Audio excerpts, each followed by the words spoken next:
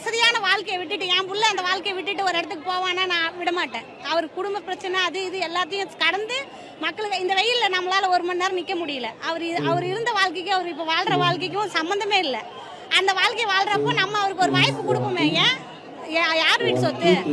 அரசாங்கம் நம்மளுது தானே, நம்ம உருவாக்குறது தானே. நமக்கானவங்கள எல்லாரும் நினைச்சிருக்கிற நம்பிக்கை இருக்குல்ல, அது அவர் மேல இருக்கிற நம்பிக்கை உண்மை காப்பாத்துவார். அதனால வாய்ப்பு கொடுக்கணும். அவர் பெரம்பூர்ல நிக்கிறது இன்னும் சந்தோஷம்.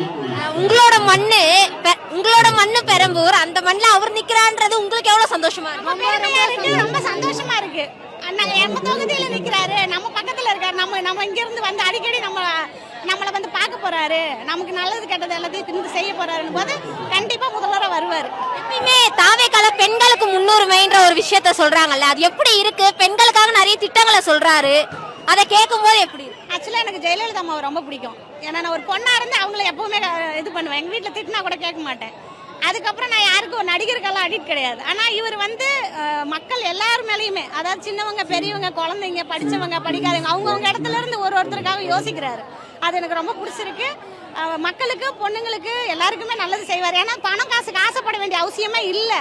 அது ஒண்ணு நல்லாவே தெரியுது. அவர்கிட்ட இல்லாத பணமும் இல்லை. அந்த வாய்ப்புக்கு அந்த எஃபெக்ட் போடுறதுக்காகவே நம்ம அவர் முதல்வராக உட்கார வச்சு ஒரு 5 வருஷம் டைம் கொடுக்கணும்.